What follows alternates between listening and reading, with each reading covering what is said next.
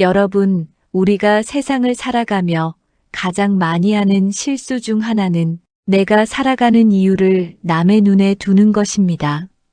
사람들은 저마다 자기 삶을 산다고 하지만 깊이 들여다보면 그렇지 않은 경우가 많습니다. 어릴 적부터 우리는 늘 남의 평가 속에 놓여 있었습니다. 학교에서는 시험 성적이, 가정에서는 부모님의 칭찬과 꾸중이, 사회에 나와서는 직장 상사와 동료의 평가가, 심지어는 처음 보는 이웃의 눈빛까지도 우리의 마음을 흔들어 놓습니다. 이처럼 우리는 언제나 남들이 나를 어떻게 볼까 하는 불안 속에서 살아왔습니다. 그러다 보니 정작 중요한 질문은 놓쳐버립니다. 나는 나답게 살고 있는가? 이 질문 앞에 서면 많은 이들이 갑자기 말문이 막힙니다. 왜냐하면 대부분은 남의 기대에 맞추느라 스스로의 목소리를 잃어버린 채 살아왔기 때문입니다. 쇼펜하우어는 말합니다. 남에게 보여주려는 삶은 공허하다. 그의 말은 단순한 철학적 사유가 아닙니다. 오랜 세월 인간의 본성과 삶을 깊이 관찰한 끝에 나온 통찰입니다. 왜 공허한가요? 그것은 타인의 시선이 언제나 변하기 때문입니다. 어제 나를 칭찬하던 사람이 오늘은 나를 무시할 수 있습니다. 어제 나를 존경하던 사람이 내일은 시기심에 물들어 나를 비난할 수도 있습니다. 이처럼 남의 시선은 한없이 가볍고도 불안정합니다. 그런 기준 위에 인생을 세운다면 그 삶은 바람 앞에 촛불처럼 언제든 흔들리고 꺼져버릴 수밖에 없습니다. 오늘날 우리는 SNS라는 새로운 무대 위에서 살고 있습니다. 사람들은 사진을 찍고 글을 올리며 보이지 않는 무대 위 배우처럼 서로의 시선을 끌기 위해 노력합니다. 좋아요의 숫자가 많으면 행복해지고 댓글이 달리지 않으면 마음이 허전해집니다. 그러다 보니 삶의 무게 중심이 자꾸만 바깥으로 기울어 갑니다. 그러나 생각해 보십시오. 내가 올린 한 장의 사진, 한 줄의 글은 잠깐의 관심을 끌 수는 있어도 결코 내 삶의 본질을 바꾸어 주지는 못합니다. 그것은 바람처럼 스쳐 지나가는 것일 뿐입니다. 그 바람에 내 마음을 내맡기고 살면 나는 늘 흔들리고 지칠 수밖에 없습니다. 그러니 여러분, 잠시 멈추어 보시기 바랍니다. 그리고 스스로에게 물어보십시오. 나는 지금 누구를 위해 이 길을 걷고 있는가? 만약 그 답이 남이 아닌 바로 나 자신이라면 그 삶은 결코 헛되지 않을 것입니다. 내가 좋아서 하는 일, 내가 원해서 가는 길, 내 마음이 편안해서 머무는 자리, 이 모든 것이 바로 나답게 사는 삶입니다. 하지만 여러분, 여기서 또 하나의 함정이 있습니다. 우리는 종종 이렇게 말합니다. 나는 남 신경 안 쓰고 살아. 그러나 속마음을 들여다보면 사실은 여전히 남의 시선을 의식하며 살아갑니다. 옷차림, 말투, 행동 하나하나가 보이지 않는 눈치를 따라가고 있는 것입니다. 그래서 쇼펜하우어는 더 깊이 있는 말을 남겼습니다. 진정한 자유는 타인의 기대에서 벗어날 때 비로소 주어진다. 자유란 내 마음대로 사는 것이 아닙니다. 남의 눈을 지나치게 의식하지 않고 내가 나에게 솔직해지는 것입니다. 그렇다면 어떻게 해야 할까요? 여러분께 작은 길잡이를 드리고 싶습니다. 첫째, 스스로에게 귀 기울이기입니다. 오늘 하루 남에게 잘 보이기 위해 했던 행동을 떠올려 보십시오. 그리고 그것을 하나 줄여 보십시오. 그 대신 나 자신이 좋아서 하는 행동을 하나 늘려 보시기 바랍니다. 이 단순한 전환이 내 삶의 중심을 다시 안쪽으로 옮겨줍니다. 둘째, 현재의 순간을 음미하기입니다. 남의 눈을 의식하다 보면 우리는 늘 과거나 미래를 살게 됩니다. 저 사람이 나를 어떻게 생각했을까? 앞으로 나를 어떻게 볼까? 이런 생각 속에서 현재를 놓치지요. 그러나 삶은 언제나 지금 여기에서만 흘러갑니다. 오늘 내가 누리는 이 순간이 곧 내 인생입니다. 셋째, 내 안의 기쁨을 키우기입니다. 타인의 평가가 아닌 나의 성취, 나의 작은 즐거움, 내가 나 자신에게 주는 인정이 진짜 행복의 씨앗입니다.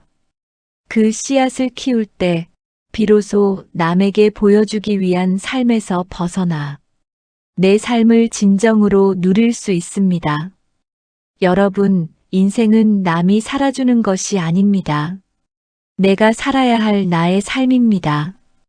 타인의 눈에 비친 내가 아니라 내 마음에 담긴 내가 참된 나입니다. 이제는 보여주기 위해 살지 말고 누리기 위해 그리고 내 안의 평화를 위해 살아가시기를 바랍니다. 여러분, 우리가 살아가는 세상은 늘 분주합니다. 사람들은 서두르고 비교하고 앞서가려 하고 남에게 보이려 애씁니다. 그러나 이렇게 묻고 싶습니다. 정말로 그 바쁜 걸음이 내 마음을 위한 것입니까? 아니면 남의 눈을 의식한 걸음입니까? 많은 이들이 말합니다. 남이 나를 어떻게 보느냐가 중요하다. 그래서 좋은 차를 사고 더 큰 집을 마련하고 비싼 옷을 걸칩니다. 물론 그것이 나의 진심에서 나온 기쁨이라면 괜찮습니다. 하지만 대개는 그렇지 않습니다. 남이 나를 어떻게 평가할까 두려워서 혹은 뒤처져 보일까 걱정되어서 억지로 짐을 짊어지고 있는 경우가 많습니다. 쇼펜하우어는 이 점을 아주 날카롭게 짚었습니다. 명예와 평판은 내가 붙잡을 수 없는 것에 불과하다. 그것을 쫓는 자는 그림자를 붙잡으려는 것과 같다. 명예, 평판, 칭찬은 그림자와 같습니다. 빛이 있을 때만 생기고 그 빛이 사라지면 금세 없어져 버립니다. 그림자를 붙잡으려 애쓰면 내 손에는 결국 아무것도 남지 않습니다. 그러나 많은 이들이 그림자에 목숨을 걸고 삽니다. 그것이 바로 남에게 보여주려는 삶의 허망함입니다. 여러분, 우리가 남의 눈을 의식하는 데에는 두려움이 숨어 있습니다. 혹시 무시당하지 않을까? 혹시 뒤처지지 않을까? 혹시 잊혀지지 않을까? 이런 두려움이 우리를 억누릅니다. 그러나 잘 생각해 보십시오. 남이 나를 무시한다고 해서 내가 사라지는 것은 아닙니다. 남이 나를 잊는다고 해서 내 삶의 가치가 사라지는 것도 아닙니다. 내가 나를 인정하고 존중할 때 비로소 나는 흔들리지 않는 존재가 됩니다. 여러분, 인생에서 가장 평화로운 순간은 언제였습니까? 화려한 무대 위에서 박수를 받던 순간입니까? 아니면 조용히 햇살이 비치는 창가에 앉아 차 한 잔 마시던 그때입니까? 대부분은 후자일 것입니다. 남이 보지 않아도 좋았던 순간, 아무도 알아주지 않아도 내 마음이 충만했던 순간, 그때가 바로 진짜 행복이었습니다. 그것은 남이 준 것이 아닙니다. 내가 나 자신과 마주하며 얻은 선물입니다. 그래서 부처님도 말씀하셨습니다. 남의 칭찬과 비난에 따라 마음이 흔들리면 그 마음은 이미 자유롭지 못하다. 자유로운 마음은 남이 비난해도 내 길을 걸을 수 있고 남이 칭찬해도 교만해지지 않는 마음입니다. 그런 마음은 어디서 오는가? 바로 나 자신을 있는 그대로 받아들이는 데서 옵니다. 이제 여러분께 한 가지 비유를 들려드리고 싶습니다. 옛날에 한 농부가 있었습니다. 그는 밭을 갈며 늘 이웃을 부러워했습니다. 저 집은 소가 크다. 저 집은 곡식이 많다. 그래서 그는 늘 불안했습니다. 내 곡식이 아무리 잘 자라도 이웃보다 적으면 마음이 쓰렸습니다. 반대로 내 곡식이 조금 많아도 다른 누군가가 더 풍성하면 기쁨이 사라졌습니다. 그러던 어느 날 그는 문득 깨달았습니다. 내 밭에서 나는 곡식은 결국 내가 먹을 것 아닌가? 내 가족이 함께 나누어 먹을 것 아닌가? 남의 밭과 비교한다고 해서 내 밥그릇이 커지는 것도 아닌데 왜 헛되이 마음을 괴롭히는가? 그때부터 그는 이웃을 보지 않고 그저 자기 밥만 바라보며 살았습니다. 그 순간부터 그는 마음이 한결 가벼워지고 밭일이 즐거워졌습니다. 여러분, 이 농부의 깨달음이 바로 우리가 찾아야 할 길입니다. 내 밭을 가꾸는 마음, 남의 밭에 신경 쓰지 않는 마음, 그것이 곧 자유로운 삶입니다. 이제 구체적으로 오늘을 살아가는 우리가 어떻게 해야 남의 시선에서 조금씩 벗어날 수 있을지 말씀드리겠습니다. 첫째, 작은 실천으로 시작하십시오. 오늘 하루 남에게 보이기 위해 한 행동이 무엇인지 돌아보십시오. 불필요하게 꾸민 모습, 억지로 맞춘 말, 억눌린 행동이 있었다면 그것을 한 가지 줄여보십시오. 둘째, 내 마음의 기쁨을 기록하십시오. 누가 알아주지 않아도 내가 좋았던 순간을 적어보십시오. 오늘은 하늘이 맑아서 기분이 좋았다. 따뜻한 차 한 잔이 위로가 되었다. 이런 소소한 기록이 쌓이면 남의 눈에 의존하지 않는 내적 만족이 자랍니다. 셋째, 비교하는 마음을 내려놓으십시오. 비교는 끝이 없습니다. 항상 더 잘난 사람이 있고 항상 더 부족한 사람이 있습니다. 비교의 눈으로 보면 나는 늘 흔들립니다. 그러나 감사의 눈으로 보면 지금 가진 것만으로도 이미 충분합니다. 여러분, 삶은 길지만 동시에 짧습니다. 짧은 인생을 그림자 같은 명예와 평판에 묶어두지 마십시오. 보여주기 위한 인생은 결국 공허하게 끝나지만 내 마음을 채우는 인생은 끝까지 따뜻하게 남습니다. 쇼펜하우어의 가르침은 멀리 있는 지혜가 아닙니다. 오늘 내가 남의 눈을 의식하지 않고 차분히 숨을 고를 때 그 순간 바로 내 안에 살아 숨쉬는 지혜입니다. 여러분, 부디 잊지 마십시오. 남에게 보여주지 않고도 내가 나를 살릴 수 있는 삶. 그것이 우리가 걸어가야 할 길입니다.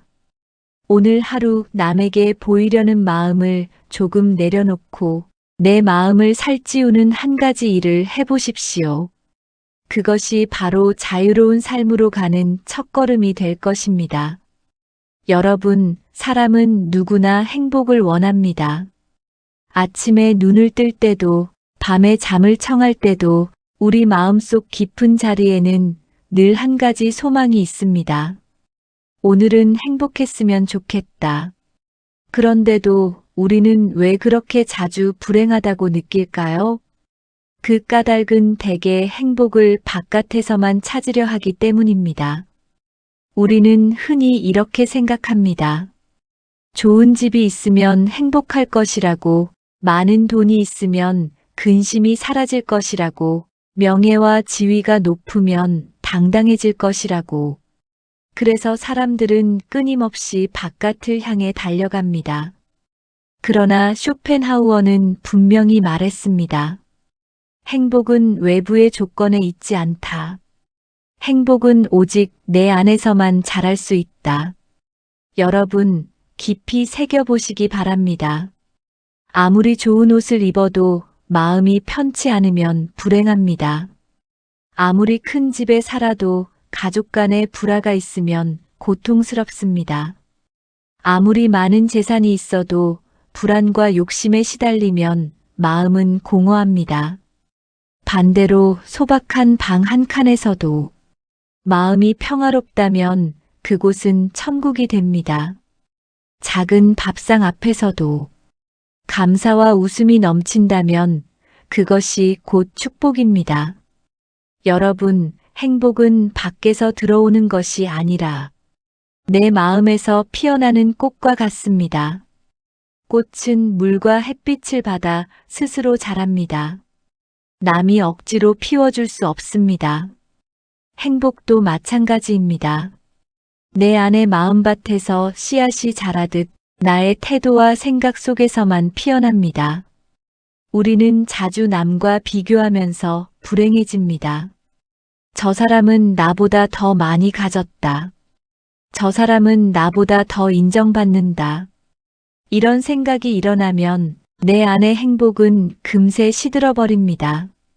하지만 여러분, 행복은 비교에서 오지 않습니다. 행복은 내가 지금 가진 것에서 감사할 줄 아는 마음에서 옵니다. 햇살이 따뜻할 때, 시원한 바람이 불 때, 내 곁에 누군가 있어 함께 웃을 때, 그것이 바로 행복입니다. 여러분께 하나의 예화를 들려드리겠습니다. 옛날에 한 부자가 있었습니다. 그는 늘 불만이 가득했습니다. 재산이 많아도 마음은 늘 공허했습니다. 그래서 어느 날 한 스님을 찾아가 물었습니다. 스님, 저는 왜 이렇게 불행합니까? 돈도 있고 명예도 있는데 왜 행복하지 않습니까? 스님이 부자를 데리고 시냇가로 갔습니다. 그리고는 조용히 말씀하셨습니다. 저 물을 보시오. 물이 맑고 고요하면 달빛이 그대로 비칩니다. 그러나 물이 흐리고 요란하면 아무것도 비치지 않습니다. 그대의 마음도 그렇습니다. 재산이 많고 명예가 높아도 마음이 요란하면 행복이 비치지 않습니다. 마음을 맑게 다스려야 행복이 드러납니다. 부자는 그제야 깨달았습니다. 행복은 밖에서 오는 것이 아니라 내 마음의 고요함에서 비롯된다는 것을. 여러분, 우리 모두는 마음을 고요히 가꿀 수 있습니다. 그 방법은 멀리 있지 않습니다. 첫째, 나 자신을 돌아보는 시간을 가지는 것입니다. 하루에 단 10분이라도 눈을 감고 숨을 고르며 나는 지금 무엇을 원하는가? 나는 지금 무엇에 감사하는가? 스스로에게 물어보십시오. 둘째, 작은 기쁨을 소중히 여기는 것입니다. 커다란 성공이 아니어도 좋습니다.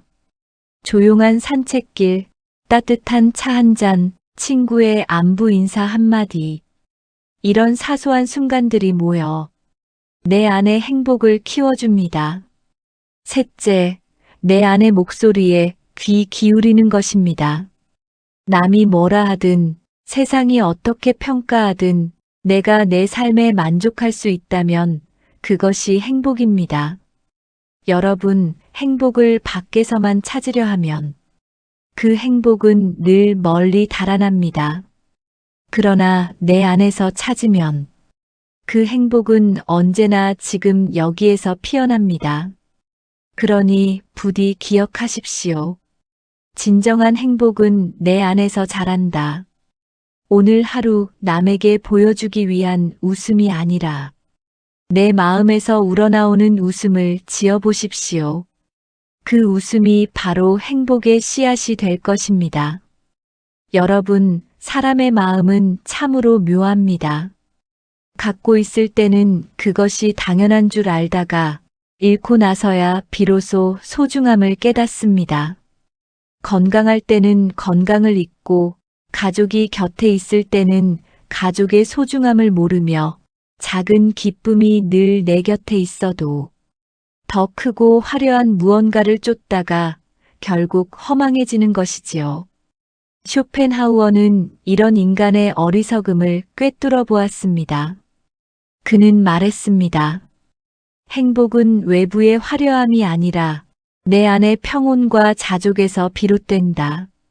그러니 여러분, 진정한 행복을 원한다면 먼 곳을 바라보지 말고 먼저 지금 내 곁을 돌아보시기 바랍니다. 이미 내가 가진 것, 이미 내 안에 있는 것들을 알아차려야 합니다.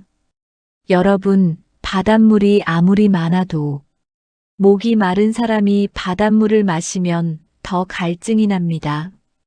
왜냐하면 바닷물은 짜기 때문입니다. 바로 이와 같습니다. 우리가 끝없는 욕망으로 외부에서만 행복을 찾으면 그 행복은 결코 우리를 채워주지 못합니다. 오히려 더 허기지고 더 목마르게 만듭니다. 반대로 맑은 샘물을 조금만 마셔도 갈증은 풀리고 몸은 편안해집니다. 이 맑은 샘물이 바로 내 안의 만족과 감사입니다. 크지 않아도 좋습니다. 작아도 온전히 내 안에서 우러나온다면 그것이야말로 우리를 채워주는 진짜 행복입니다. 옛날에 한 제자가 스승에게 물었습니다. 스승님, 행복은 어디에 있습니까? 저는 늘 멀리 가야 행복을 찾을 수 있을 것 같습니다. 스승은 제자에게 조용히 미소 지으며 말했습니다. 행복은 멀리 있지 않다. 너의 발 아래, 너의 가슴 안에 이미 있다. 제자는 그 말이 쉽게 이해되지 않았습니다. 그래서 스승은 제자를 데리고 들판을 걸었습니다.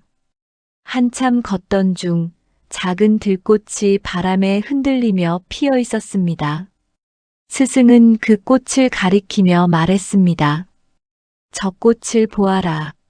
누가 보지 않아도 피어나고 누가 칭찬하지 않아도 향기를 낸다. 그저 자기 존재만으로 기쁘게 살아간다. 행복이란 바로 그러한 것이다. 그제야 제자는 깨달았습니다. 행복은 멀리 있는 것이 아니라 지금 내 곁에, 내 안에 있다는 것을. 여러분, 오늘 하루를 살아가면서 내 안에 행복을 느끼는 연습을 해보십시오. 아침 햇살이 창가에 스며들 때 그 따뜻함 속에서 참 고맙다는 마음을 가져보십시오. 길을 걷다가 시원한 바람이 불어올 때 그 청량함 속에서 지금 이 순간이 축복이구나 하고 느껴보십시오. 식탁 위 소박한 반찬 한 그릇에도 이것으로 충분하다는 감사가 깃든다면 그것이 곧 진정한 행복입니다. 여러분, 우리는 종종 남보다 늦었다고, 남보다 부족하다고, 그래서 불행하다고 착각합니다. 하지만 인생은 달리기 경주가 아닙니다. 누가 먼저 들어가느냐, 누가 더 빠르냐가 중요하지 않습니다. 내가 내 걸음을 온전히 누리며 걷고 있는가, 그것이 중요합니다. 남보다 늦게 피어도 괜찮습니다. 꽃은 제때가 되어야 피고 열매도 제철이 되어야 익습니다. 내 삶의 계절이 되어야 비로소 무르익는 법입니다. 그러니 비교의 마음을 내려놓고 내 계절을 믿고 기다리십시오. 그 기다림 속에서 이미 행복은 자라고 있습니다. 여러분, 부처님께서는 이렇게 말씀하셨습니다. 마음이 평화로우면 가난해도 부유하고 마음이 요란하면 부유해도 가난하다. 그렇습니다. 재산이 많아도 불안하다면 그는 가난한 사람입니다. 재산이 적어도 마음이 평화롭다면 그는 부유한 사람입니다. 진정한 행복은 돈과 명예가 아니라 내 마음의 평화에 달려 있습니다. 여러분, 오늘 제가 드린 말씀을 정리하겠습니다. 행복은 밖에서 오지 않습니다. 아무리 많은 소유와 명예를 가져도 그것이 내 마음을 채워주지 못한다면 그 행복은 모래성처럼 무너집니다. 행복은 내 안에서 옵니다. 내가 지금 가진 것을 감사히 여기고 내가 걷는 길을 기쁘게 받아들이며 내 안에서 스스로 빛을 내는 순간 그곳에 진정한 행복이 있습니다. 여러분, 오늘 하루만이라도 남에게 보이려는 웃음이 아니라 내 마음에서 피어나는 웃음을 지어 보십시오. 남의 시선 때문에 억지로 하는 행동이 아니라 내가 좋아서 하는 행동을 하나라도 해보십시오. 그 작은 선택이 여러분의 삶을 행복으로 이끌 것입니다. 그리고 부디 기억하십시오. 진정한 행복은 언제나 내 안에서 자란다. 여러분 모두의 하루가 바로 그 행복으로 가득 채워지기를 기원합니다. 여러분, 사람의 마음은 한없이 넓고 또 한없이 욕심이 많습니다. 한 가지를 가지면 두 가지를 원하고 두 가지를 가지면 세 가지를 원합니다. 채워도 채워도 늘 부족한 듯 느끼고 얻어도 만족하지 못하는 것이 사람의 욕망이지요. 쇼펜하우어는 이 점을 분명히 말했습니다. 욕망은 바닷물과 같다. 마시면 마실수록 더 목마르다. 여러분, 생각해 보십시오.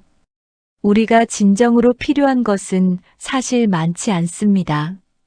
하루 세 끼의 밥, 몸을 눕힐 작은 공간, 그리고 마음을 나눌 몇 사람의 인연. 이것이면 충분합니다.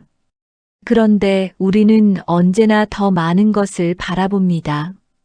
조금 더 좋은 집, 조금 더 큰 재산, 조금 더 화려한 명예와 지위. 그러다 보니 우리의 삶은 단순하지 못하고 끊임없이 복잡한 계산과 경쟁 속으로 빠져듭니다. 여러분, 욕망이 우리를 괴롭히는 이유는 욕망이 늘 다음 것을 향하기 때문입니다. 지금 가진 것에 만족하지 못하고 늘 앞으로 더 멀리 더 큰 것을 원합니다. 그러니 현재를 살지 못하고 항상 미래에 쫓기며 불안 속에 살아갑니다. 그러나 잘 생각해 보십시오. 내가 지금 가진 것도 사실은 과거에는 간절히 바라던 것이었습니다. 그런데 막상 얻고 나니 금세 시들고 다시 새로운 것을 원하게 됩니다.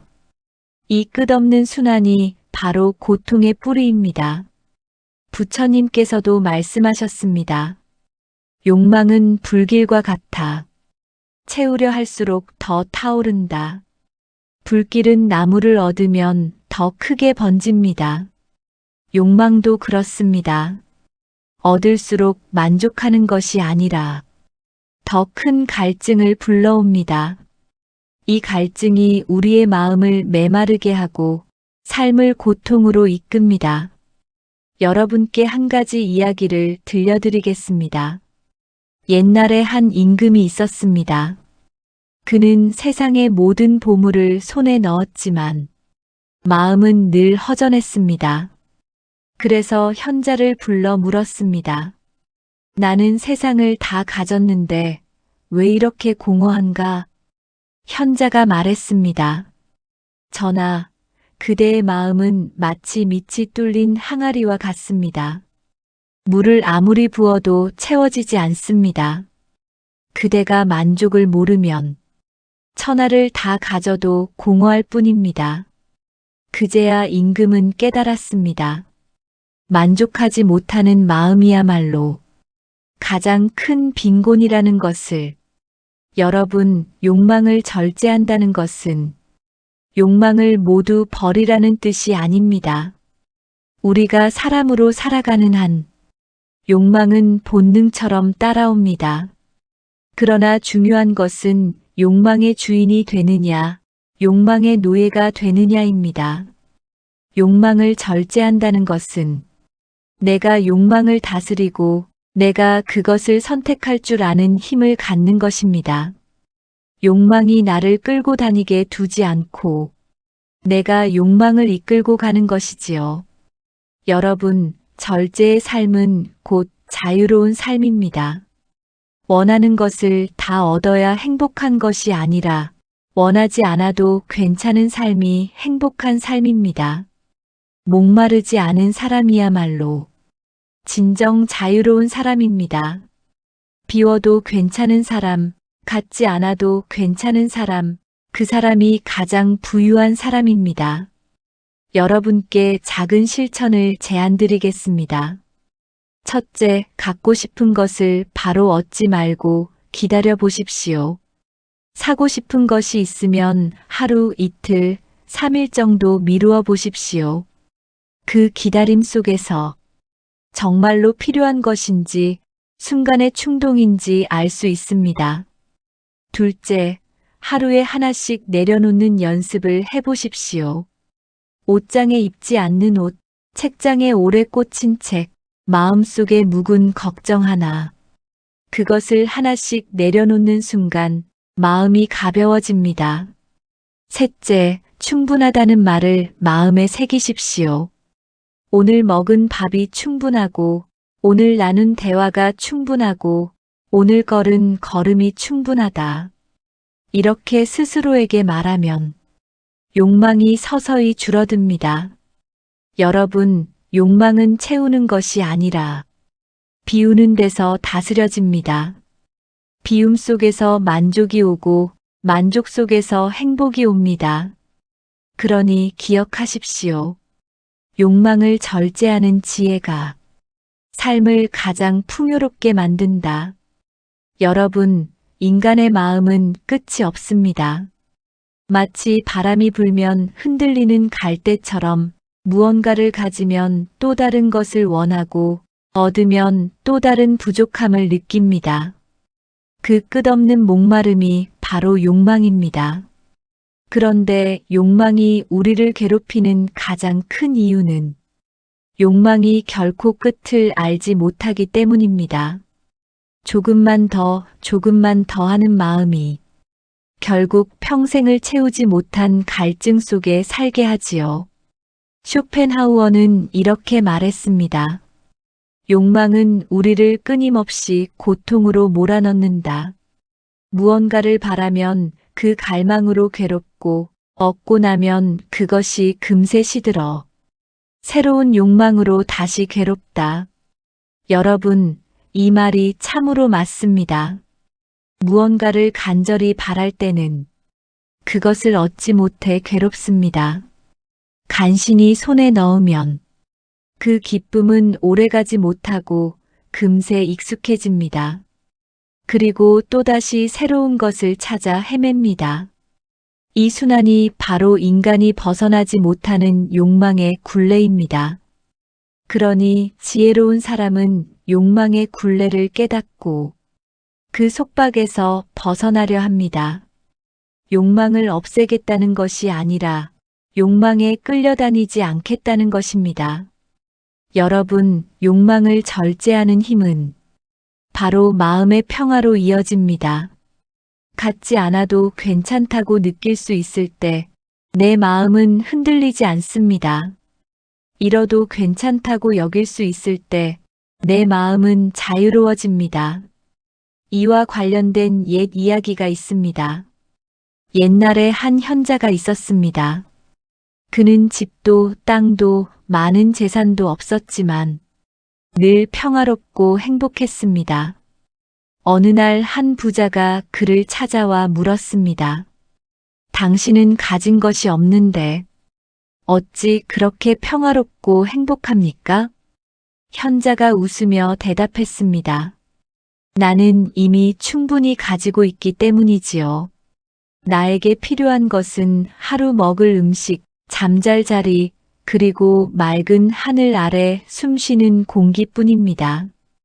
이것만으로 나는 부족함이 없습니다. 그러니 나는 가장 부유한 사람입니다. 부자는 그제야 깨달았습니다. 많이 가진 사람이 부유한 것이 아니라 만족할 줄 아는 사람이 진짜 부유한 사람이라는 것을. 여러분, 절제의 삶은 결코 고통이 아닙니다. 절제의 삶은 오히려 우리를 자유롭게 합니다. 먹을 만큼만 먹고 가질 만큼만 가지며 욕망을 줄이는 순간 마음은 훨씬 더 가볍고 행복해집니다. 현대 사회는 끊임없이 우리에게 속삭입니다. 더 가져라, 더 누려라, 더 보여라. 광고는 우리의 욕망을 자극하고 SNS는 비교심을 키우며 세상은 더 많은 것을 요구합니다. 그러나 이때일수록 우리는 나는 이미 충분하다는 마음을 지녀야 합니다. 이 마음 하나가 욕망의 불길을 가라앉히고 나를 고요하게 지켜줍니다. 여러분께 구체적인 실천법을 몇 가지 더 드리겠습니다. 첫째, 비우는 습관을 들이십시오. 물건만 비우는 것이 아니라 마음의 욕망도 비워야 합니다. 미련, 집착, 비교심을 하나씩 내려놓을 때 마음은 가벼워집니다. 둘째, 자족의 순간을 기록하십시오. 오늘 하루 감사한 일 3가지를 적어보십시오. 따뜻한 햇살을 받았다. 맛있는 밥을 먹었다. 누군가의 웃음을 보았다. 이런 기록이 쌓이면 내가 이미 많은 것을 누리고 있음을 알게 됩니다. 셋째, 충동을 멈추는 훈련을 하십시오. 무언가를 갖고 싶을 때 즉시 움직이지 말고 잠시 기다려 보십시오. 시간이 지나면 그 욕망이 꼭 필요한 것이 아님을 알게 됩니다. 여러분, 욕망을 절제한다고 해서 삶이 메말라지는 것이 아닙니다. 오히려 더 단순하고 더 충만해집니다. 적게 가져도 풍족하고 비워내어도 넉넉합니다. 부처님도 말씀하셨습니다. 욕망이 줄어들수록 고통은 줄어들고 욕망이 사라질수록 자유는 커진다. 여러분, 인생은 짧습니다. 그 짧은 인생을 끝없는 욕망으로 불태우며 헛되이 소모하지 마십시오. 오늘 내가 가진 것만으로도 충분히 행복할 수 있습니다. 오늘 내가 누리는 것만으로도 감사할 수 있습니다. 쇼펜하우어의 말처럼 욕망을 절제하는 지혜가 삶을 가장 풍요롭게 만듭니다. 여러분, 이제는 더 가지려는 마음보다 지금 가진 것을 누리는 마음으로 살아가시기를 바랍니다. 그 마음이 여러분을 자유롭게 하고 여러분의 삶을 평화롭게 지켜줄 것입니다. 여러분, 인생에서 가장 공평하게 주어진 것이 있습니다.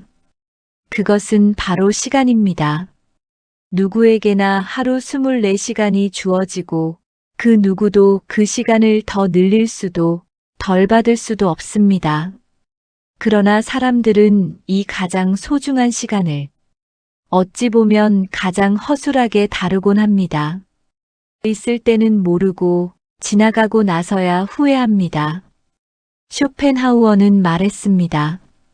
시간을 낭비하는 것은 곧 인생을 낭비하는 것이다. 여러분, 참으로 무거운 말씀입니다. 우리가 잃어버린 돈은 다시 벌 수 있습니다. 잃어버린 명예도 시간이 지나면 다시 회복될 수 있습니다. 그러나 잃어버린 시간만큼은 그 누구도 다시 되돌릴 수 없습니다.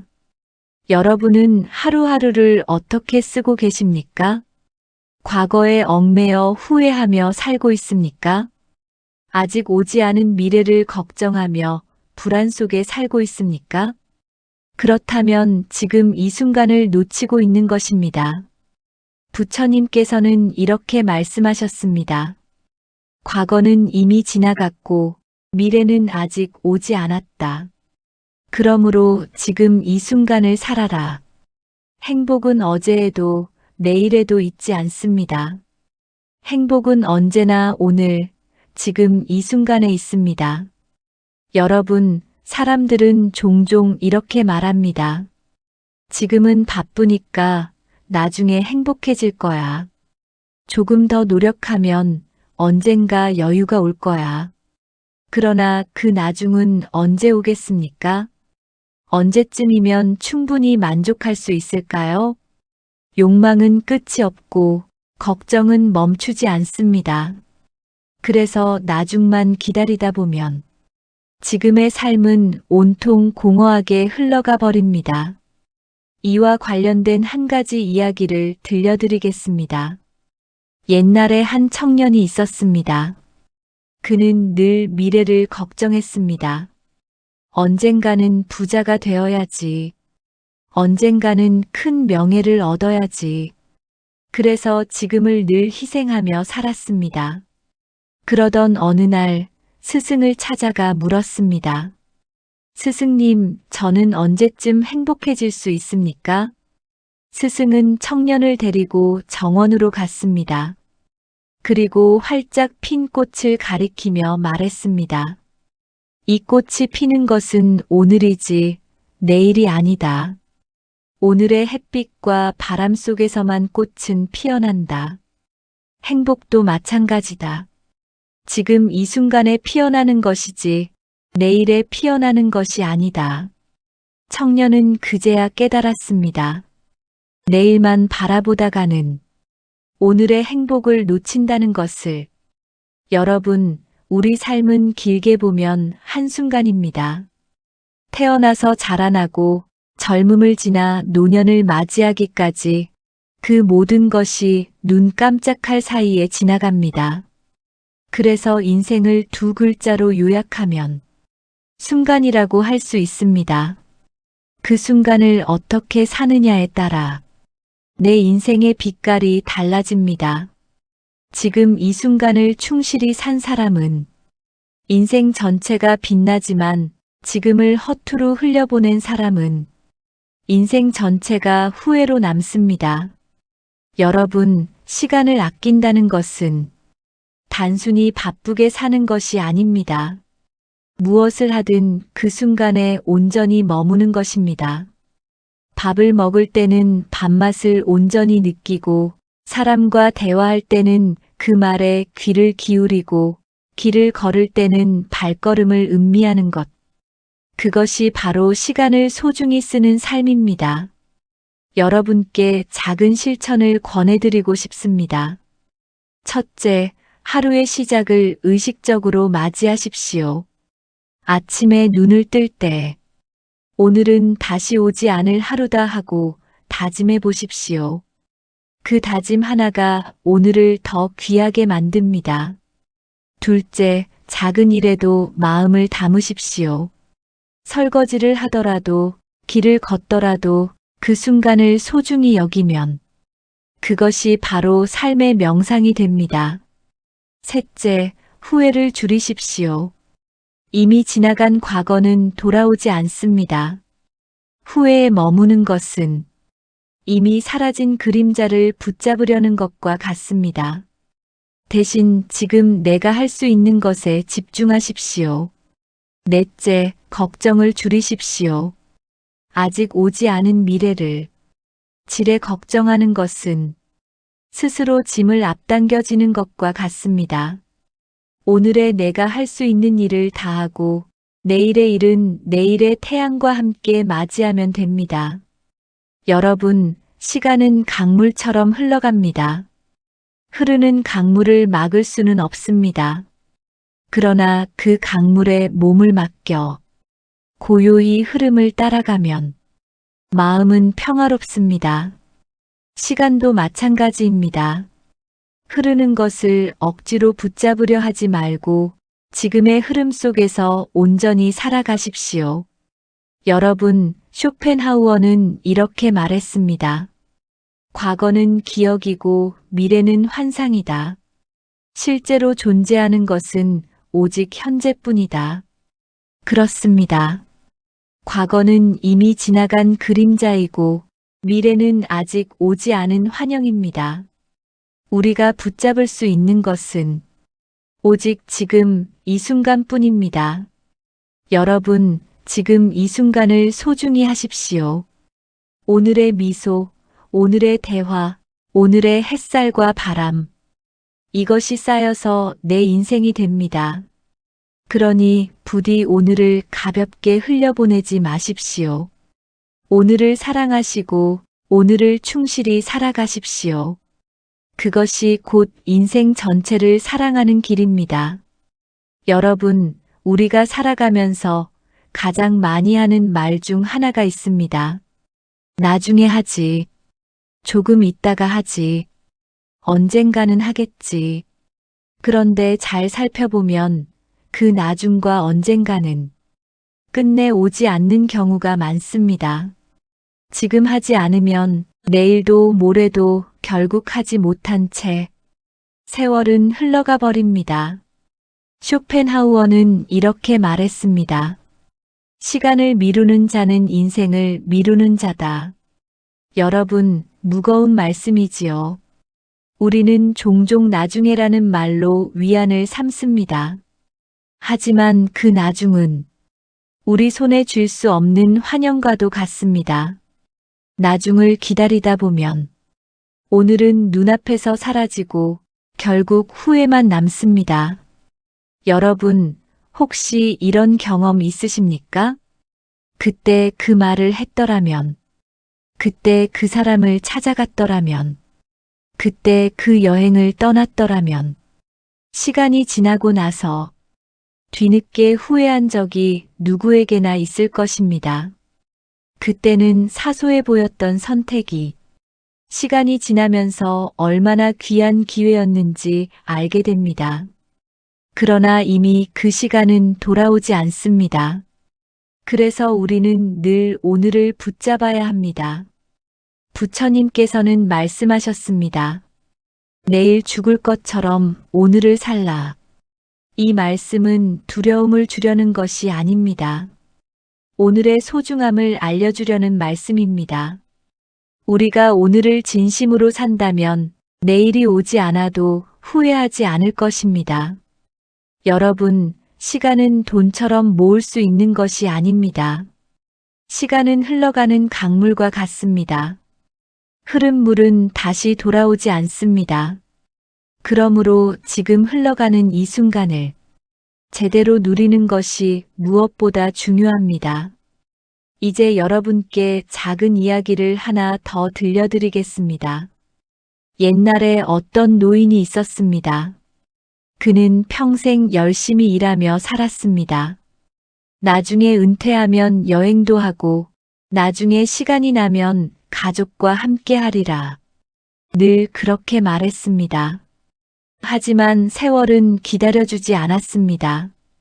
은퇴를 맞이했을 때는 이미 건강을 잃었고 함께 하려던 가족들도 저마다 바빠 시간을 내기 어려웠습니다. 그제야 노인은 눈물을 흘리며 말했습니다. 나는 늘 나중을 기다리며 살았구나. 그런데 나중은 결국 오지 않았구나. 여러분, 이 이야기가 주는 교훈은 분명합니다. 행복과 사랑은 나중이 아니라 지금 해야 한다는 것입니다. 여러분, 시간을 귀하게 여긴다는 것은 바쁘게 쫓기듯 산다는 뜻이 아닙니다. 오히려 천천히, 그러나 온전히 살아가는 것입니다. 밥을 먹을 때는 밥맛을 음미하고, 사람을 만날 때는 눈을 마주치며 마음을 담아듣고, 길을 걸을 때는 발걸음 하나에도 감사하는 것입니다. 이것이 바로 시간을 제대로 쓰는 삶입니다. 여러분, 하루의 시간을 어떻게 채우느냐가 인생 전체의 빛깔을 만듭니다. 후회로 채우면 인생이 후회로 남고 감사로 채우면 인생이 감사로 남습니다. 사소한 일 같지만 매일매일이 쌓여 내 인생의 책을 써내려갑니다. 그러니 오늘 하루를 허투루 쓰지 마십시오. 오늘은 결코 다시 오지 않을 단 한 번의 기회입니다.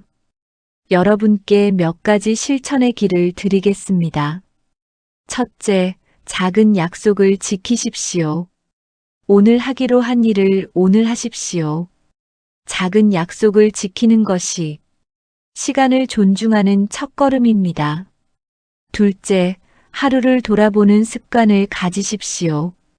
잠들기 전에 오늘 하루를 떠올리며 감사한 일, 아쉬운 일을 적어 보십시오.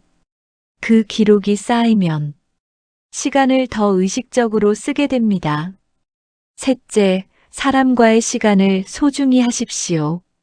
소중한 사람에게 오늘 전화를 걸고 오늘 안부를 묻고 오늘 사랑한다고 말하십시오. 내일 하려다 놓치면 그 말은 영영 전하지 못할 수도 있습니다. 넷째, 지금 이 순간에 머무는 훈련을 하십시오. 걱정과 후회가 밀려올 때 숨을 고르며 지금의 호흡을 느껴보십시오.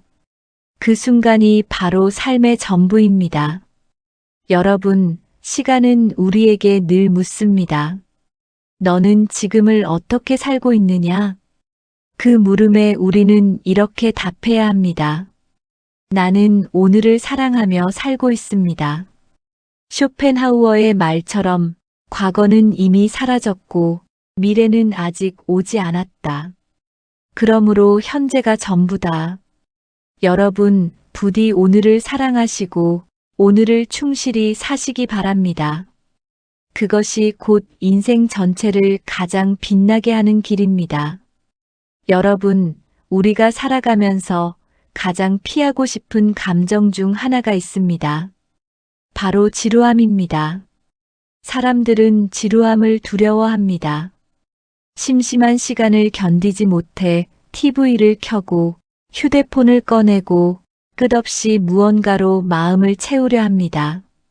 하지만 쇼펜하우어는 지루함에 대해 아주 깊은 통찰을 남겼습니다. 그는 이렇게 말했습니다. 지루함은 삶이 우리에게 묻는 질문이다. 너는 스스로와 함께 있을 수 있는가? 여러분, 참으로 날카로운 물음이지요. 지루함은 우리를 괴롭히려 오는 손님이 아닙니다. 지루함은 오히려 내 안을 들여다보게 하는 거울과 같습니다. 우리가 지루함을 두려워하는 이유는 사실은 자기 자신과 마주하는 것이 불편하기 때문입니다. 여러분, 한번 떠올려 보십시오. 심심할 때 우리는 무엇을 합니까? 대개는 곧바로 무언가를 찾습니다. TV, 인터넷, 스마트폰, 끝없는 자극들. 왜 그럴까요? 고요히 앉아 있는 것이 힘들기 때문입니다. 그러나 그 고요함을 견디지 못하면 우리는 결코 내면을 만날 수 없습니다. 부처님께서는 이렇게 말씀하셨습니다. 고요함 속에서만 마음은 제 모습을 드러낸다. 그렇습니다. 지루함은 고요함의 다른 얼굴입니다. 그 시간을 견딜 수 있다면 비로소 마음속 깊은 자리를 들여다볼 수 있습니다. 옛날에 한 제자가 있었습니다. 그는 스승에게 늘 불평했습니다. 스승님, 저는 명상을 하려고 앉아 있어도 너무 지루하고 괴롭습니다. 도저히 그 시간을 견딜 수가 없습니다. 스승은 조용히 미소 지으며 말했습니다. 그대는 자신과 함께 있는 법을 아직 배우지 못했구나. 자신과 함께 있을 수 없다면 세상 어디에서도 평화를 얻을 수 없느니라. 제자는 그 말을 듣고 다시 앉았습니다. 지루함이 찾아올 때마다 지금 나는 내 마음을 배우는 중이다라고 되뇌었습니다. 그러자 어느 순간 그 지루함 속에서 작은 평화가 피어나기 시작했습니다. 여러분, 지루함은 단순히 시간이 남아도는 것이 아닙니다. 지루함은 우리 내면이 잠시 멈추라고 말하는 신호입니다. 바쁘게 달리던 걸음을 멈추고 내 마음을 돌아보라는 부름입니다. 현대 사회는 지루함을 허락하지 않습니다. 스마트폰은 잠시도 우리 손을 떠나지 않고 광고와 영상은 끊임없이 시선을 빼앗습니다. 그러나 오히려 이 시대일수록 지루함은 더 소중한 시간이 됩니다. 여러분, 지루함을 두려워하지 마십시오. 그 시간을 견딜 수 있을 때 비로소 내면의 목소리가 들립니다. 여러분께 작은 실천을 권해드리고 싶습니다. 첫째, 지루함을 피하지 말고 맞이하십시오. 심심한 순간이 오면 억지로 채우려 하지 말고 그저 가만히 앉아 있어 보십시오. 그때 떠오르는 생각을 따라가며 내 마음이 지금 무엇을 갈망하는가 살펴보십시오. 둘째, 고요 속에서 작은 기쁨을 찾으십시오.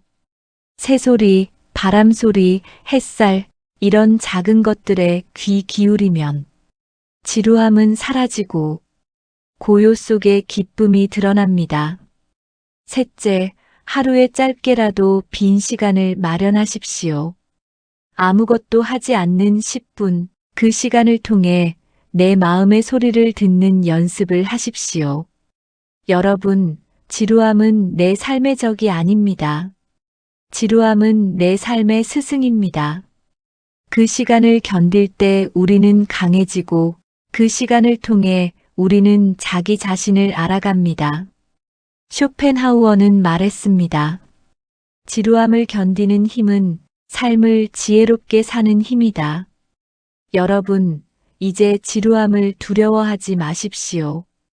그 시간을 견디는 법을 배울 때 우리 삶은 훨씬 더 단단해지고 풍요로워집니다. 여러분, 지루함을 견딜 수 있는 사람은 자기 자신과 친구가 될 수 있는 사람입니다.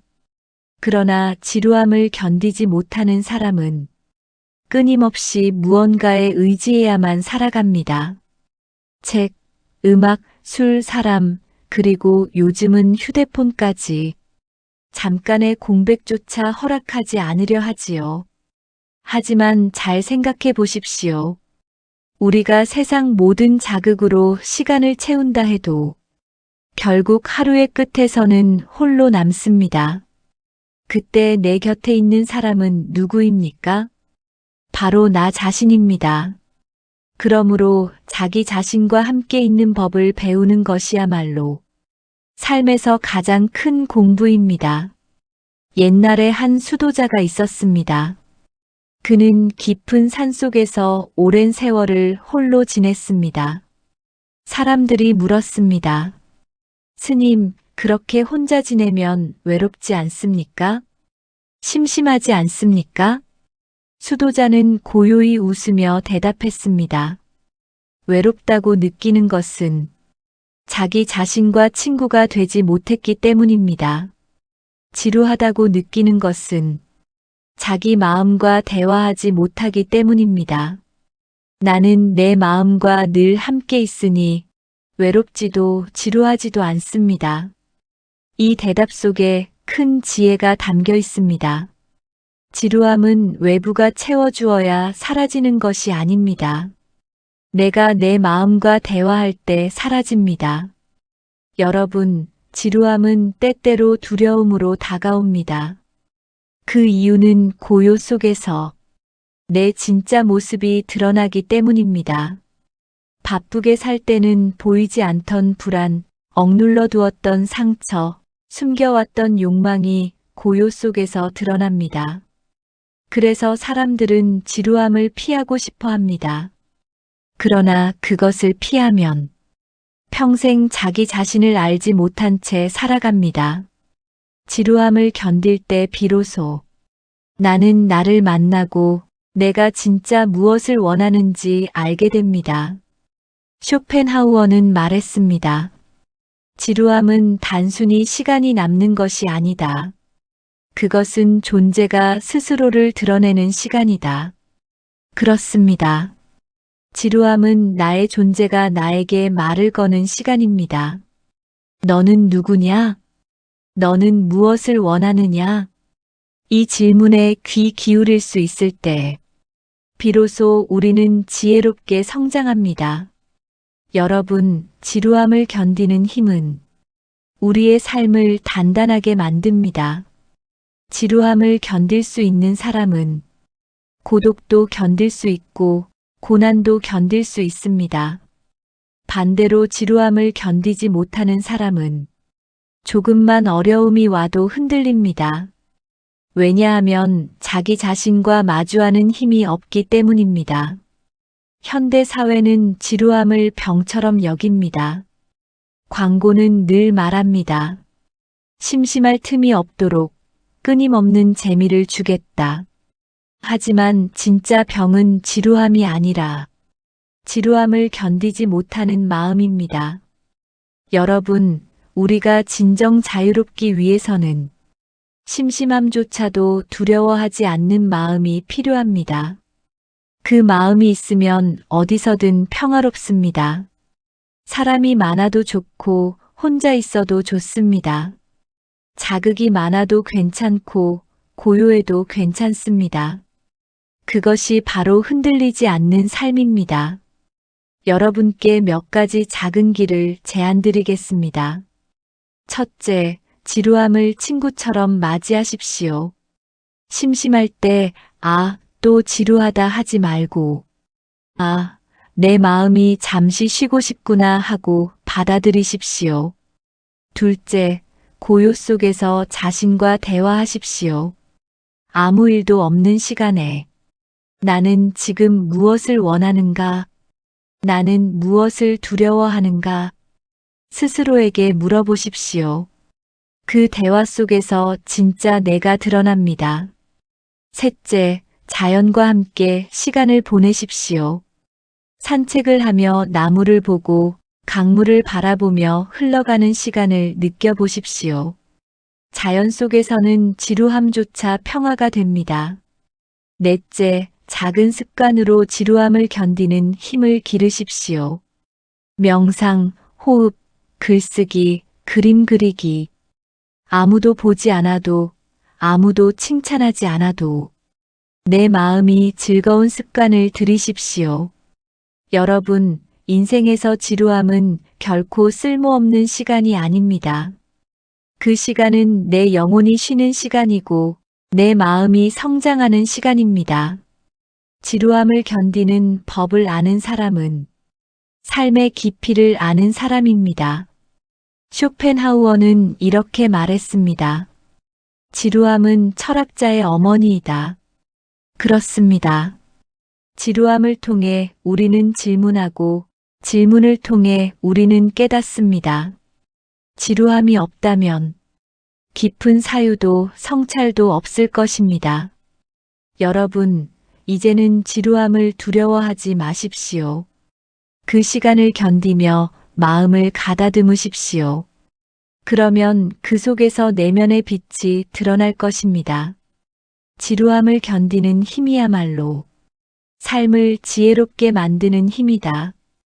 이 말을 가슴에 새기며 여러분의 삶이 더욱 고요하고 평화롭기를 기원합니다.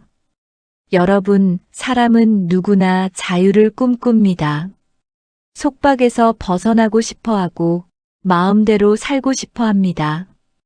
그러나 우리는 종종 착각합니다. 돈이 많아야 자유롭다고, 높은 지위를 가져야 자유롭다고, 남이 부러워해야 비로소 자유롭다고 생각합니다. 하지만 쇼펜하우어는 말했습니다. 자유는 외부의 조건에서 오는 것이 아니라 자족하는 마음에서 온다. 여러분, 자유란 무엇입니까? 누구의 눈치도 보지 않고 누구의 기준에도 흔들리지 않고 내가 원하는 길을 걷는 것입니다. 그러나 이 자유는 아무리 큰 권력이나 재산이 있어도 자족이 없으면 결코 얻을 수 없습니다. 왜냐하면 마음이 만족하지 못하면 더 많은 것을 갈망하게 되고 그 갈망은 곧 또 다른 속박이 되기 때문입니다. 여러분, 자유는 욕망이 사라질 때 찾아옵니다. 그리고 자족이란 바로 지금 있는 것으로 충분하다는 마음입니다. 이 마음이 있을 때 우리는 가진 것이 많지 않아도 자유롭습니다. 옛날에 한 임금이 있었습니다. 그는 세상 모든 부귀영화를 누렸지만 늘 불안했습니다. 혹시 이 권력을 잃으면 어쩌나? 혹시 재산이 줄어들면 어쩌나? 그 두려움 때문에 마음이 늘 갇혀 있었습니다. 그러던 어느 날 그는 한 수도자를 만났습니다. 수도자는 작은 오두막에 살며 소박한 밥과 물만으로 살아가고 있었습니다. 그런데도 얼굴에는 평화와 기쁨이 가득했습니다. 임금이 물었습니다. 그대는 아무것도 없는데 왜 그렇게 평화로워 보이는가? 수도자가 대답했습니다. 저는 이미 충분히 가지고 있기 때문입니다. 제게는 하늘이 있고 땅이 있고 오늘 하루 살아갈 밥이 있습니다. 그것으로 족합니다. 그래서 저는 자유롭습니다. 임금은 그제야 깨달았습니다. 자유는 많은 것을 가질 때 오는 것이 아니라 만족할 줄 알 때 오는 것이라는 사실을. 여러분, 우리도 마찬가지입니다. 집이 크지 않아도, 재산이 많지 않아도 내가 가진 것에 만족할 수 있다면 그 마음이 곧 자유입니다. 쇼펜하우어는 또 이렇게 말했습니다. 행복한 사람은 적은 것으로도 만족할 줄 아는 사람이다. 여러분, 자족이 없는 자유는 공허합니다. 자족이 있는 자유는 충만합니다. 여러분, 우리가 왜 자족하지 못할까요? 그 이유는 끊임없이 비교하기 때문입니다. 저 사람은 나보다 더 가진 것이 많다. 저 사람은 나보다 더 인정받는다. 이런 마음이 드는 순간 내 안의 만족은 사라지고 자유도 사라집니다. 그러나 비교를 내려놓으면 나는 이미 충분히 가지고 있음을 알게 됩니다. 눈을 들어 하늘을 보고 귀를 기울여 새소리를 들으며 지금 내 앞에 있는 밥 한 그릇을 감사히 먹을 때 그것이 곧 자족이고 자유입니다. 여러분께 작은 실천을 권해드리고 싶습니다. 첫째, 감사의 기록을 쓰십시오. 하루에 3가지씩 감사한 일을 적어보십시오.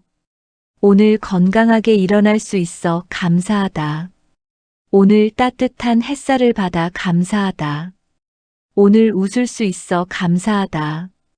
이 습관은 자족의 뿌리를 키워줍니다. 둘째, 비교를 멈추십시오.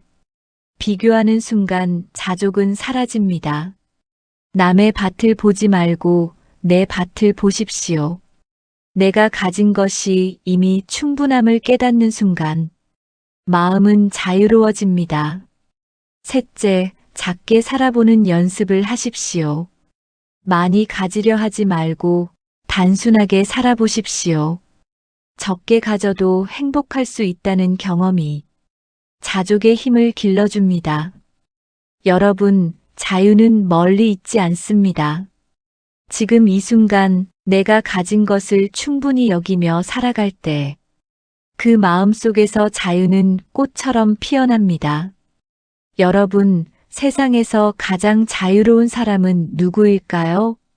많은 재산을 가진 사람입니까? 권력을 쥔 사람입니까? 아닙니다.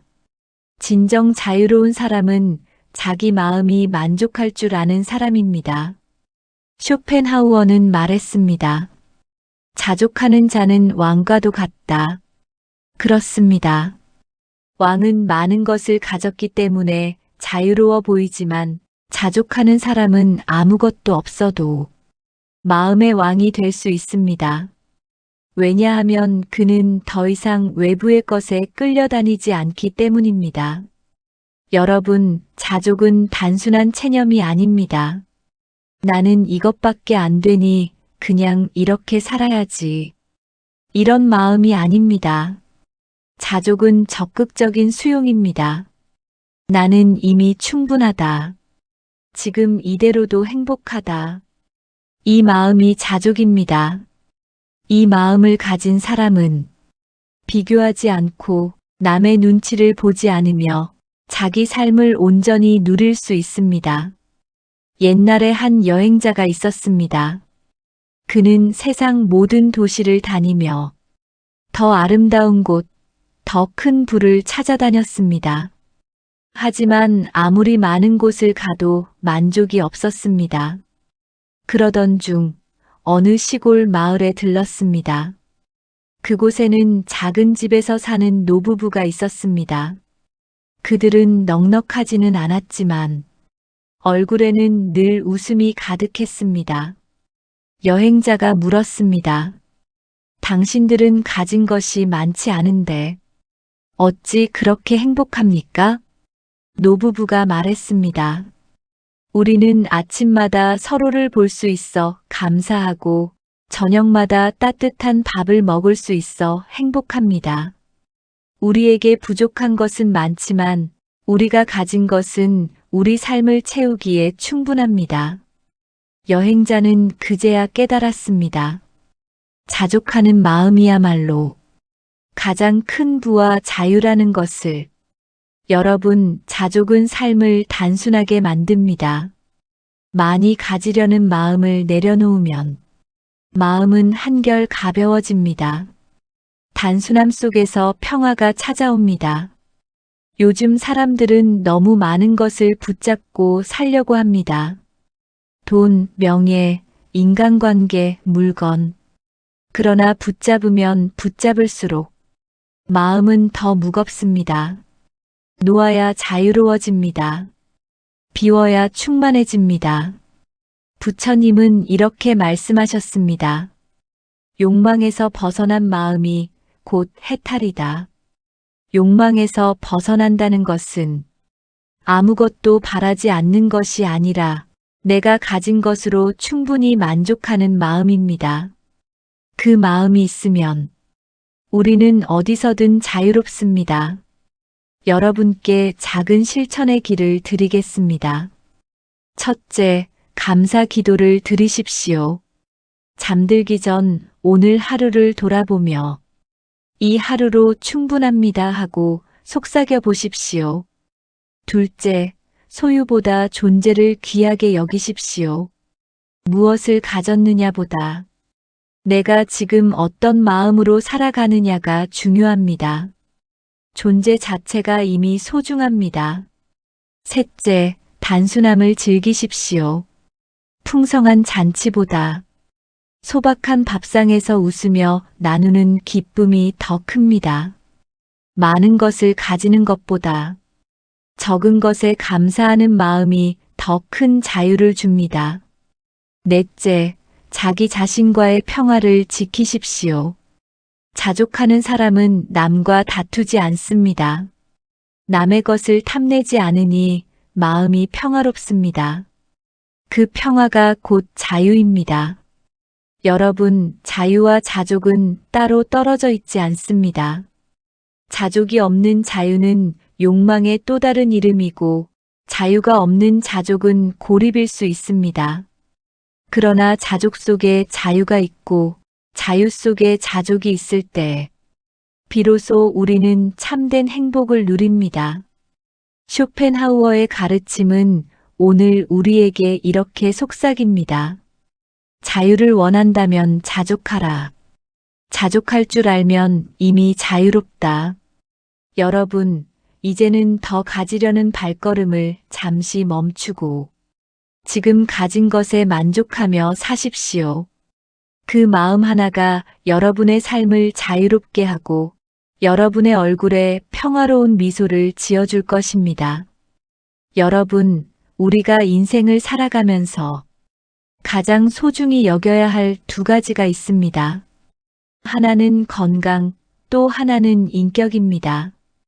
이 두 가지가 무너지면 아무리 큰 부와 명예를 쌓아도 삶은 금세 흔들려 버립니다. 쇼펜하우어는 이렇게 말했습니다. 건강은 모든 행복의 기초이다. 건강을 잃으면 인생의 즐거움은 빛을 잃는다. 여러분, 이 말씀은 단순한 격언이 아닙니다. 우리는 몸이 아플 때 비로소 깨닫습니다. 아무리 맛있는 음식이 있어도 입맛이 없으면 고통일 뿐이고 아무리 좋은 자리가 있어도 몸이 아프면 그 자리가 짐이 될 뿐입니다.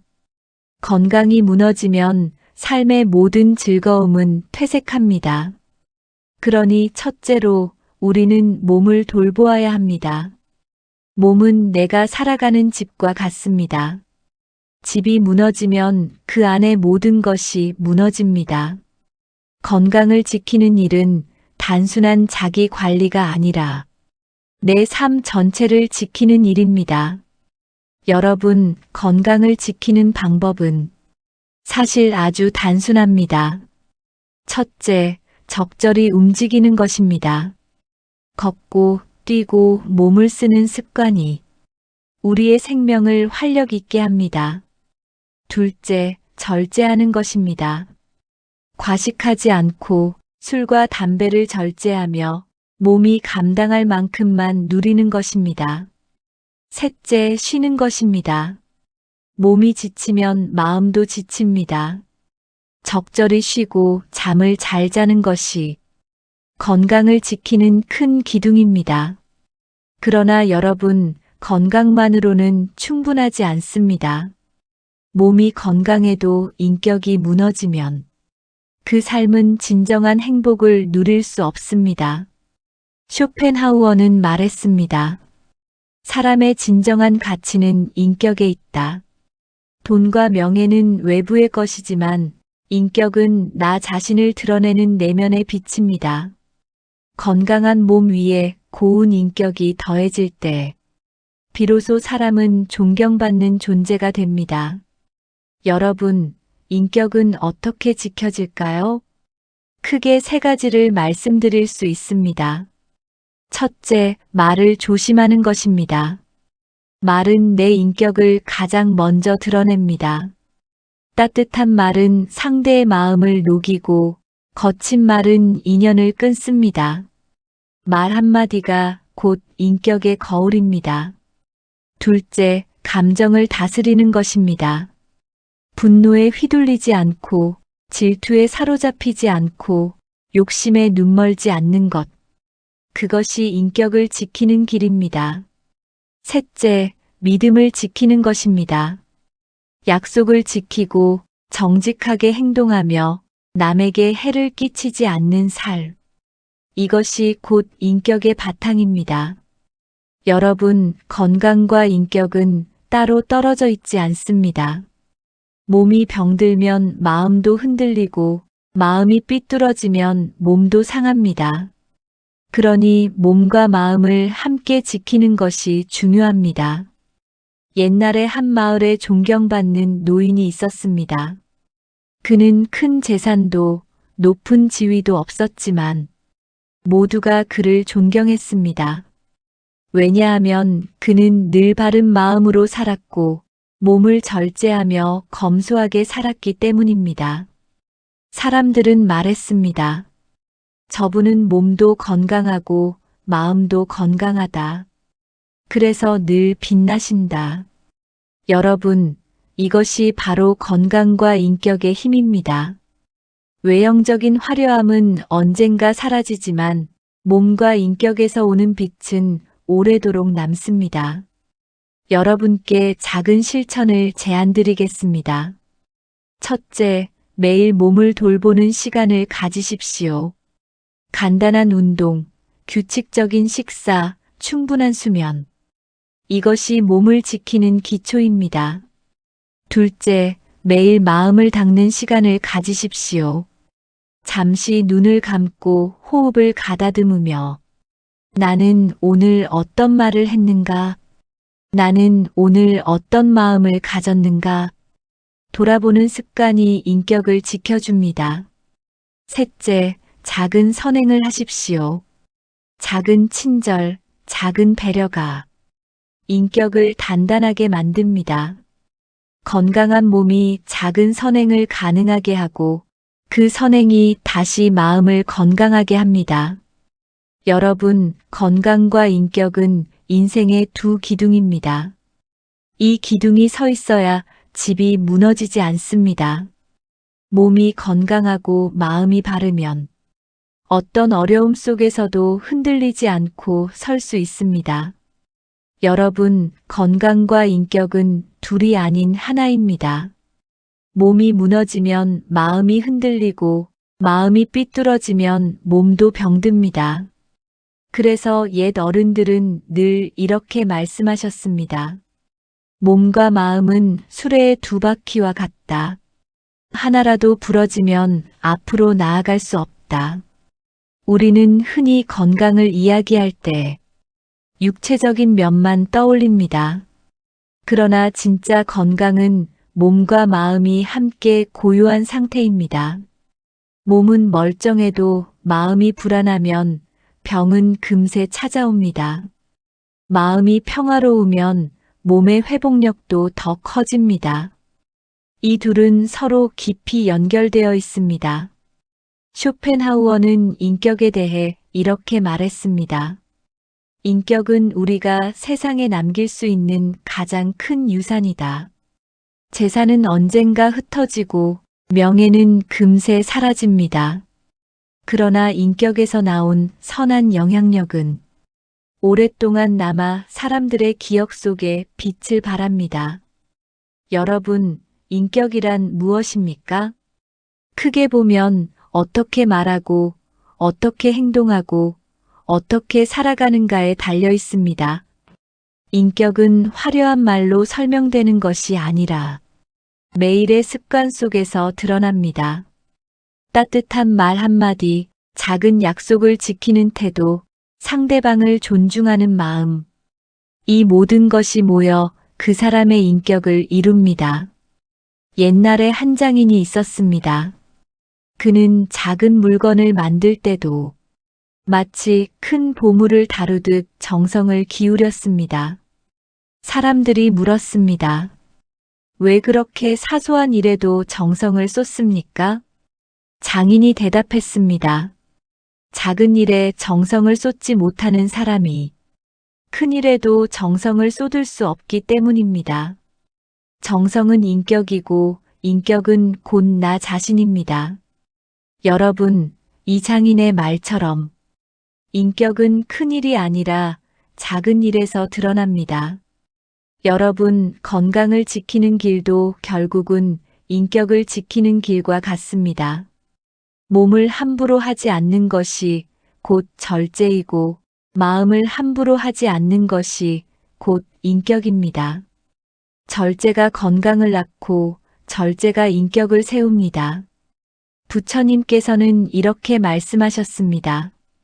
자기를 이길 수 있는 사람이야말로 세상에서 가장 큰 승리자이다. 자기를 이긴다는 것은 탐욕을 이기고 분노를 이기고 나태함을 이기는 것입니다. 그것이 곧 건강을 지키는 길이고 인격을 닦는 길입니다. 여러분, 우리 삶을 돌아보십시오. 돈을 모으기 위해 얼마나 애쓰셨습니까? 명예를 얻기 위해 얼마나 마음을 쓰셨습니까? 그러나 건강이 무너지면, 인격이 무너지면 그 모든 것은 한순간에 사라집니다. 그러니 진정으로 지켜야 할 것은 몸과 마음 그리고 인격입니다. 작은 실천을 몇 가지 더 드리겠습니다. 첫째, 몸의 해로운 습관을 줄이십시오. 늦은 밤의 과식, 과도한 음주, 게으른 생활 습관을 하나씩 줄이면 몸은 금세 달라집니다. 둘째, 말을 맑게 하십시오. 험담을 줄이고 감사와 격려의 말을 늘리십시오. 말이 맑아지면 인격이 맑아집니다. 셋째, 마음을 고요히 하는 시간을 가지십시오. 잠시라도 호흡을 고르고 눈을 감아 내 안을 돌아보십시오. 마음이 고요해지면 몸도 편안해집니다. 넷째, 작은 선행을 생활화하십시오. 길에서 쓰레기를 줍는 일, 누군가에게 미소를 건네는 일, 이런 작은 선행이 인격을 단단하게 세워줍니다. 여러분, 인생은 길지 않습니다. 짧은 인생 속에서 몸과 마음을 잃으면 남는 것은 고통뿐입니다. 그러나 건강과 인격을 지키면 설령 재산이나 명예가 적더라도 그 삶은 빛나고 존경받습니다. 쇼펜하우어의 말처럼 건강은 행복의 기초이고 인격은 존경의 기초이다. 여러분, 이 두 가지를 지키십시오. 그것이야말로 후회 없는 인생을 만드는 토대입니다. 여러분 모두가 몸과 마음이 건강하고 맑은 인격으로 빛나는 삶을 살아가시기를 간절히 기원합니다. 여러분, 사람은 사회적 존재입니다. 우리는 혼자 살아갈 수 없고 누군가와 관계 맺으며 살아갑니다. 가족, 친구, 이웃, 직장 동료, 이 모든 관계 속에서 우리는 기쁨을 얻고 또 때로는 상처를 받습니다. 쇼펜하우어는 관계에 대해 이렇게 말했습니다. 많은 불행은 남과 비교하는 데서 비롯된다. 여러분, 곱씹어 볼 말씀이지요. 관계는 본래 서로를 돕고 서로에게 따뜻함을 주기 위해 있는 것입니다. 그런데 우리는 그 관계 속에서 자꾸만 비교하고 경쟁하려 합니다. 그 비교가 결국 우리 마음을 괴롭히고 관계를 병들게 만듭니다. 여러분, 한번 떠올려 보십시오. 내가 친한 친구를 만났을 때 그 친구가 나보다 조금 더 잘 살고 있으면 나도 모르게 마음이 흔들리지 않습니까? 왜 나는 저 사람만큼 못할까? 이 생각이 스며드는 순간 관계는 더 이상 순수하지 못합니다. 가족 사이에서도 그렇습니다. 형제자매끼리 비교하고 자녀를 키우면서 남의 집 아이와 비교합니다. 비교는 결국 사랑을 해칩니다. 있는 그대로의 관계를 보지 못하게 하고 늘 부족함만 보게 만듭니다. 여러분, 부처님께서도 말씀하셨습니다. 남과 비교하지 말라. 비교는 교만을 낳거나 열등감을 낳는다.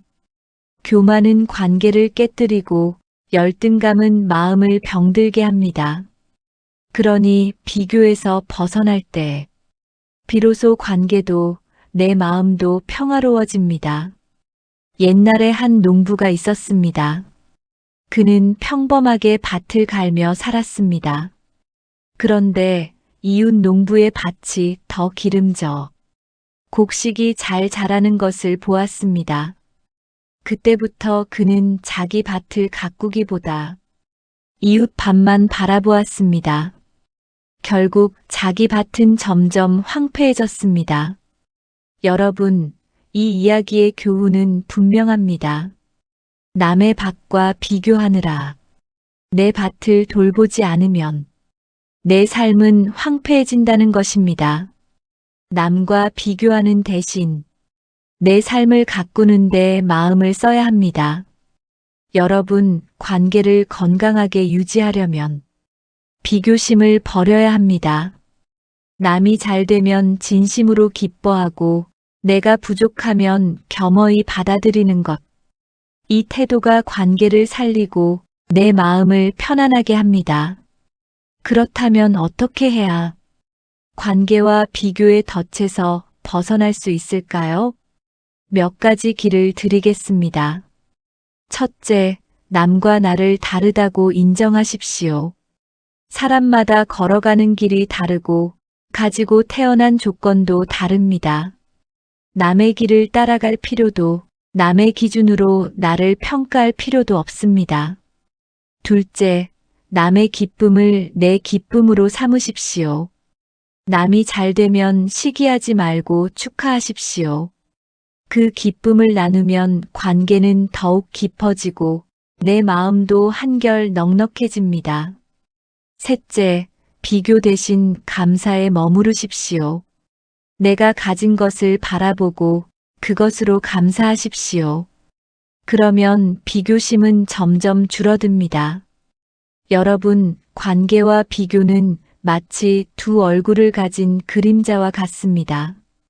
비교심이 섞이면 관계는 그림자가 되고 비교심을 내려놓으면 관계는 햇살이 됩니다. 그러니 관계를 햇살로 만들려면 비교를 버려야 합니다. 여러분, 관계 속에서 비교심은 마치 독과 같습니다. 처음에는 작은 불편함처럼 느껴지지만 시간이 지날수록 마음을 좀먹고 결국은 관계를 무너뜨립니다. 비교는 사랑을 왜곡합니다. 부모가 자녀를 키울 때 남의 집 아이는 이렇게 하는데 너는 왜 못하니? 이 한마디가 아이의 마음을 깊이 다치게 합니다. 사랑으로 건넨 말 같지만 그 속에는 비교가 숨어 있고 비교는 결국 상처가 됩니다. 쇼펜하우어는 말했습니다. 인간의 불행은 대부분 비교에서 비롯된다. 여러분, 이 말씀을 곱씹어 보십시오. 남과 비교하는 순간 내가 가진 것은 초라해지고 내 삶은 만족을 잃습니다. 남보다 나으면 교만이 생기고 남보다 못하면 열등감이 생깁니다. 교만과 열등감은 모두 마음의 병입니다. 부처님도 이렇게 말씀하셨습니다. 남과 비교하지 말라. 그대는 그대 자체로 이미 충분하다. 여러분, 우리 각자는 고유한 꽃과 같습니다. 장미는 장미대로 아름답고 들꽃은 들꽃대로 향기가 있습니다. 장미가 들꽃을 부러워할 필요가 없고 들꽃이 장미를 흉내낼 이유도 없습니다. 각자의 빛깔로 피어나면 그것으로 충분합니다. 옛날에 한 제자가 있었습니다. 그는 늘 다른 제자와 자신을 비교하며 괴로워했습니다. 저 제자는 글을 잘 쓰는데 나는 그렇지 못합니다. 저 제자는 목소리가 맑은데 나는 그렇지 못합니다. 스승은 조용히 말했습니다. 그대는 하늘을 보라. 하늘에는 해도 있고 달도 있고 별도 있다. 해가 달을 부러워하지 않고 별이 해를 흉내내지 않는다. 각자 자기 빛을 낼 뿐이다. 그대도 그대의 빛을 내면 된다. 그때 제자는 비로소 깨달았습니다. 비교는 불행을 낳고 자기 빛을 내는 것이 행복이라는 것을. 여러분, 그렇습니다. 우리가 비교심을 내려놓을 때 관계는 비로소 순수해집니다. 친구의 성공을 진심으로 축하할 수 있고 형제의 행복을 함께 기뻐할 수 있습니다. 그 순간 내 마음도 넉넉해지고 관계는 더 깊어집니다. 여러분께 작은 실천을 제안드리겠습니다. 첫째, 남을 축복하는 습관을 가지십시오. 누군가 잘 되면 마음속으로라도 참 잘 되었다. 행복하길 바란다. 이렇게 빌어주십시오. 이 습관은 비교심을 약하게 하고 마음을 밝게 합니다. 둘째, 내 삶을 돌아보는 습관을 가지십시오. 오늘 내가 가진 것, 내가 누린 것들을 세어보십시오. 비교 대신 감사에 머무르면 비교심은 줄고 자존감은 자랍니다. 셋째, 관계 속에서 있는 그대로를 보십시오. 누군가를 평가하기보다 그 사람이 가진 고유한 빛을 보십시오. 그 빛을 인정할 때 관계는 따뜻해지고 깊어집니다. 여러분, 비교는 끝이 없습니다. 위로 올라가면 또 더 높은 사람이 있고 아래를 내려다보면 또 다른 사람이 있습니다. 이 끝없는 비교의 굴레 속에서 우리는 결코 평화를 얻을 수 없습니다. 그러나 비교를 내려놓는 순간 우리는 비로소 자유로워집니다. 관계는 경쟁이 아니라 선물이 되고 남은 적이 아니라 동행이 됩니다. 쇼펜하우어의 가르침은 오늘 우리에게 이렇게 속삭입니다. 관계는 비교에서 벗어날 때 비로소 빛난다. 여러분, 부디 기억하십시오. 관계 속에서 비교심을 내려놓으십시오. 그 순간부터 관계는 사랑으로 변하고 내 마음은 평화로워질 것입니다. 여러분, 우리는 왜 이렇게 바쁘게 살아가고 있을까요? 아침부터 저녁까지 끊임없이 무언가를 하고, 무언가를 채우고, 무언가를 붙잡으려 합니다. 그러나 그렇게 많은 것을 쥐고도 마음은 늘 허전합니다. 쇼펜하우어는 이렇게 말했습니다. 행복은 단순함 속에 있다. 여러분, 참으로 단순하면서도 깊은 말씀이지요. 행복은 많은 것을 소유해서 오는 것이 아니라 불필요한 것을 내려놓고 본질만 붙잡을 때 찾아옵니다. 여러분, 우리의 삶을 돌아보십시오. 집에는 쓰지 않는 물건이 쌓여 있고 마음에는 필요 없는 걱정이 가득합니다. 이것이 우리를 무겁게 합니다. 그러나 불필요한 것을 덜어내면 몸도 마음도 한결 가벼워집니다. 단순함은 결핍이 아니라 자유입니다. 옛날에 한 현자가 있었습니다. 그는 늘 검소하게 살았습니다. 집은 작고 옷은 소박했습니다. 사람들이 물었습니다. 어찌하여 그렇게 단출하게 삽니까? 더 풍요롭게 살 수도 있지 않습니까? 현자가 대답했습니다. 나는 이미 충분히 풍요롭다. 내 마음이 욕심으로 어지럽지 않으니 나는 가벼운 발걸음으로 살 수 있다. 여러분, 이 말이야말로 단순함의 지혜입니다. 단순함은 부족함이 아니라 마음의 여유와 자유를 뜻합니다. 부처님께서도 이렇게 말씀하셨습니다. 적게 가지고도 만족하는 사람은 부자보다 더 부유하다. 여러분, 단순함은 삶의 본질을 보게 합니다. 많은 것이 섞여 있을 때는 정작 중요한 것을 보지 못합니다. 그러나 단순하게 살면 진짜 필요한 것이 무엇인지 분명해집니다. 여러분, 단순함은 마음을 평화롭게 합니다. 우리가 왜 늘 불안합니까? 갖지 못한 것, 이루지 못한 것, 남과 비교하며 생기는 부족감 때문입니다. 그러나 단순하게 살면 그런 불안이 줄어듭니다. 내가 가진 것만으로도 충분하기 때문입니다. 여러분께 작은 실천을 드리겠습니다. 첫째, 물건을 줄이십시오. 사용하지 않는 물건을 정리하십시오. 버리고 나누고 비우다 보면 마음도 가벼워집니다. 둘째, 일정을 단순하게 하십시오. 과도한 약속, 불필요한 만남을 줄이고 정말 필요한 일에만 시간을 쓰십시오. 셋째, 생각을 단순하게 하십시오. 과거의 후회, 미래의 걱정을 줄이고 지금 내가 할 수 있는 것에만 집중하십시오. 넷째, 말을 단순하게 하십시오. 불필요한 말은 줄이고 진심 어린 말, 따뜻한 말을 하십시오. 여러분, 단순함은 삶을 깊게 만듭니다. 불필요한 가지를 쳐내야 나무가 더 튼튼해지듯 불필요한 것을 내려놓아야 삶은 본질에 집중할 수 있습니다. 쇼펜하우어는 이렇게도 말했습니다. 사람은 단순할수록 자기 자신에게 가까워진다. 그렇습니다. 단순한 삶은 결국 내가 진짜 누구인지 알게 합니다. 본질만 남기면 나는 내 삶의 중심을 만날 수 있습니다. 여러분, 단순한 삶은 가난한 삶이 아닙니다. 오히려 가장 풍요로운 삶입니다.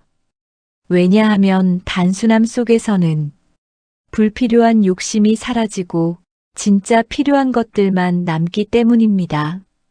쇼펜하우어는 말했습니다. 불필요한 것을 덜어내는 것이야말로 행복을 얻는 가장 확실한 길이다.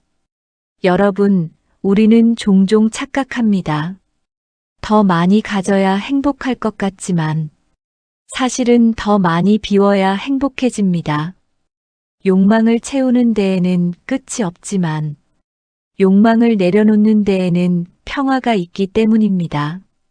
옛날에 한 젊은이가 있었습니다. 그는 부자가 되고 싶어 밤낮으로 일하며 돈을 모았습니다.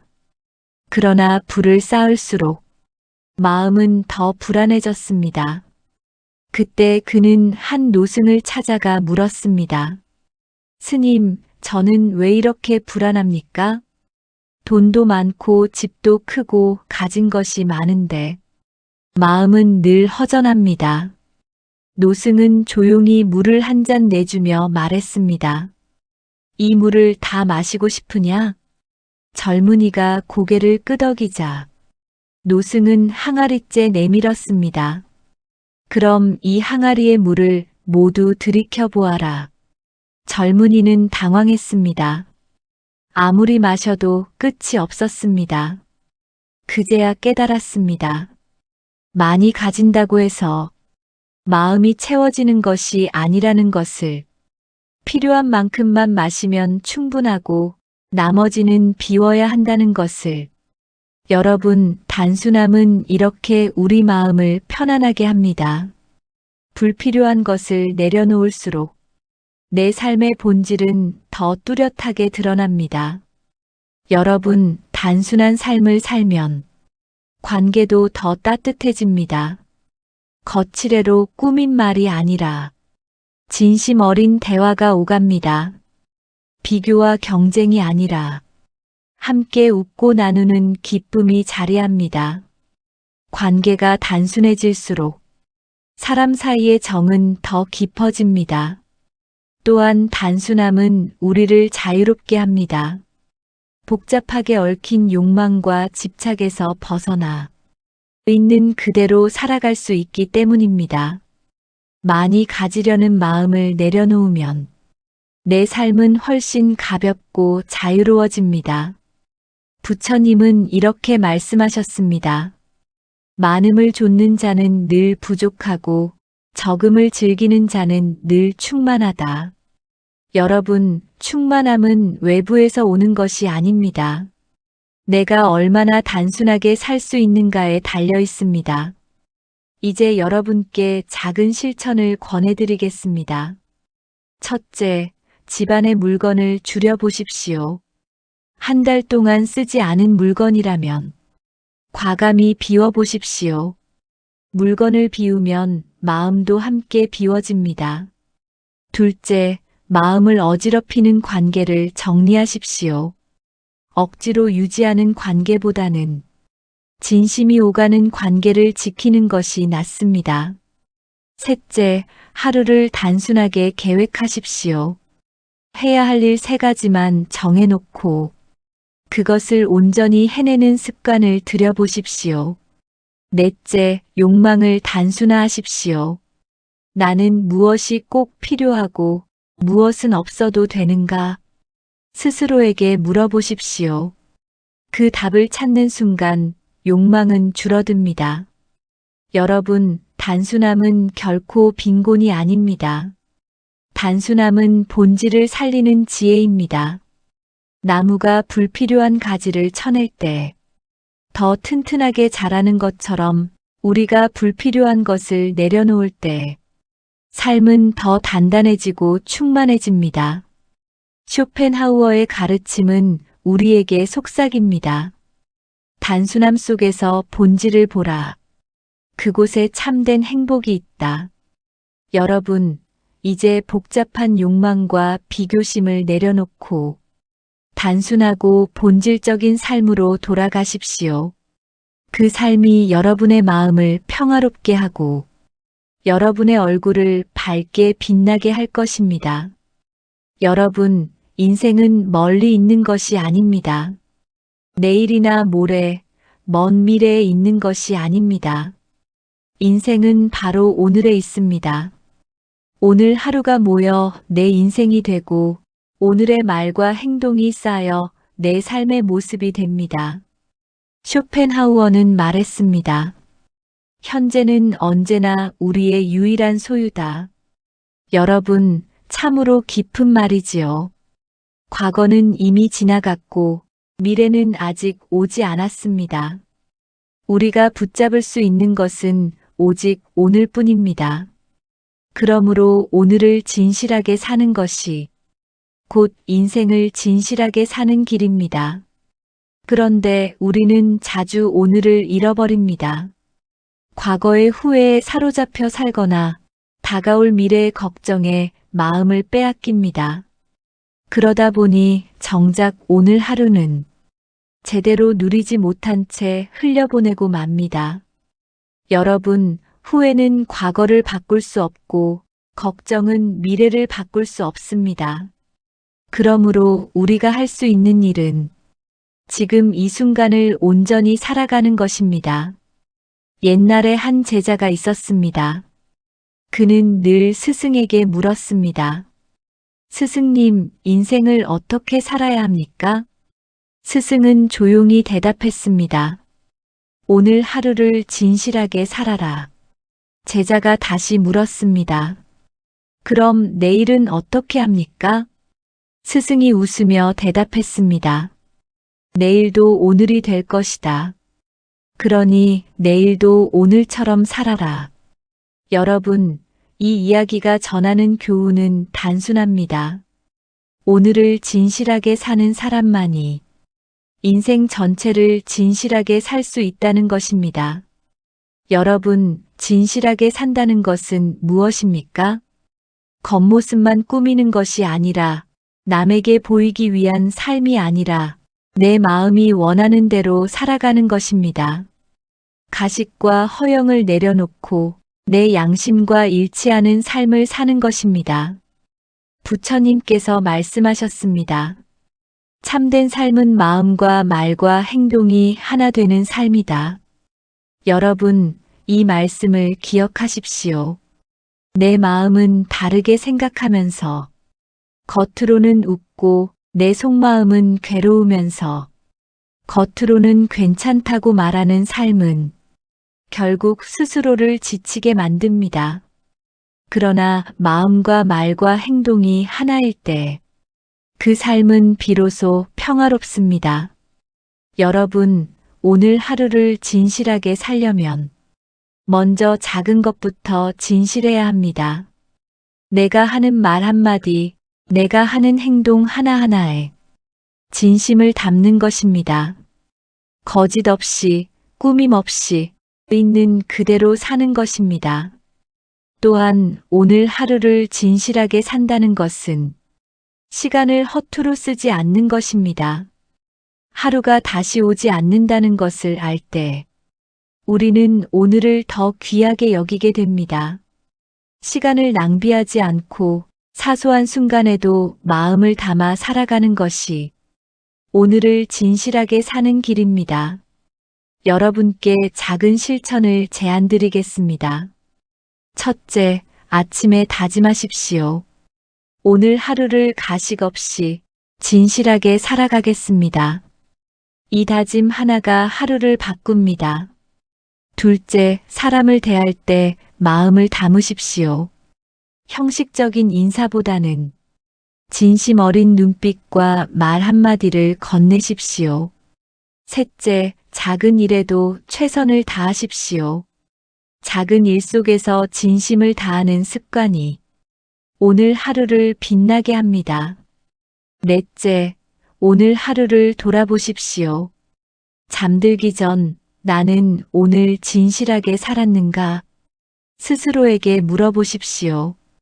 그 질문 하나가 내일을 바꾸어 줍니다. 여러분, 오늘 하루를 진실하게 사는 것이 결코 어렵지 않습니다. 과거와 미래에 끌려가지 않고 남의 눈을 의식하지 않고 내 마음과 양심을 따르는 삶. 그것이 오늘 하루를 진실하게 사는 길입니다. 여러분, 진실하게 사는 삶은 먼 미래의 거대한 목표에서 시작되지 않습니다. 늘 오늘의 작은 선택에서 시작됩니다. 내가 오늘 어떤 마음으로 밥을 먹는가? 내가 오늘 어떤 눈빛으로 사람을 대하는가? 내가 오늘 어떤 말 한마디를 건네는가. 이 작은 순간들이 모여 나의 인생이 됩니다. 쇼펜하우어는 말했습니다. 행복은 오늘을 진실하게 사는 자의 것이다. 여러분, 행복은 먼 곳에 있지 않습니다. 내일의 성취에 있는 것도 아니고 언젠가 얻을 부귀영화에 있는 것도 아닙니다. 행복은 오늘 내가 얼마나 진실하게 살았는가에 달려 있습니다. 옛날에 한 농부가 있었습니다. 그는 매일 밭을 갈며 땀 흘려 일했습니다. 누군가는 그를 보고 불쌍하다고 했습니다. 왜 저렇게 고생하며 사는가? 그러나 농부는 웃으며 말했습니다. 나는 오늘 하루 땀 흘려 일하고 오늘 하루 내 가족이 먹을 것을 얻었으니 그것으로 충분합니다. 오늘이 충실했으니 나는 이미 행복합니다. 여러분, 이 농부의 삶이야말로 오늘 하루를 진실하게 산 모습입니다. 여러분, 진실하게 산다는 것은 남의 눈치를 보지 않는 것입니다. 남이 뭐라고 하든, 남이 인정하든 하지 않든 내 마음이 옳다고 여기는 길을 따르는 것입니다. 그 길 위에서만 마음은 자유롭습니다. 부처님은 이렇게 말씀하셨습니다. 어제의 그대도 내일의 그대도 중요하지 않다. 지금 이 순간의 그대가 참된 그대이다. 여러분, 이 말씀은 우리에게 분명한 가르침을 줍니다. 오늘을 놓치면 나는 나를 놓치는 것이고, 오늘을 진실하게 살면 나는 나 자신을 만나는 것입니다. 그렇다면 오늘 하루를 어떻게 진실하게 살 수 있을까요? 몇 가지 길을 드리겠습니다. 첫째, 현재의 순간에 집중하십시오. 밥을 먹을 때는 밥맛을 느끼고 길을 걸을 때는 발걸음을 음미하십시오. 작은 순간을 놓치지 않는 것이 오늘을 진실하게 사는 길입니다. 둘째, 사람을 대할 때 마음을 다하십시오. 피상적인 만남이 아니라 진심 어린 관심과 배려를 담으십시오. 사람은 마음을 느낍니다. 그 마음이 오늘을 빛나게 합니다. 셋째, 후회를 줄이고 용서하십시오. 어제의 실수는 오늘의 교훈으로 삼으십시오. 오늘 사과할 수 있다면 오늘 하십시오. 오늘 용서할 수 있다면 오늘 하십시오. 이것이 오늘을 진실하게 사는 길입니다. 넷째, 오늘을 마지막 날처럼 살아보십시오. 만약 오늘이 내 생의 마지막 날이라면 나는 무엇을 하고 싶을까? 그 질문을 떠올리면 오늘의 삶은 훨씬 진실해집니다. 여러분, 오늘 하루를 진실하게 사는 사람은 내일을 두려워하지 않습니다. 내일이 오지 않아도 후회가 없기 때문입니다. 오늘이 충실하니 인생 전체가 충실해집니다. 쇼펜하우어의 가르침은 오늘 우리에게 속삭입니다. 남에게 보이기 위해 살지 말고 오늘 하루를 진실하게 살아라. 그것이 곧 참된 행복이다. 여러분, 이제 더 이상 남의 눈에 보이려 애쓰지 마십시오. 과거의 후회와 미래의 걱정에 매이지 마십시오. 오늘을 사랑하시고 오늘을 진실하게 사십시오. 그 삶이야말로 후회 없는 인생입니다.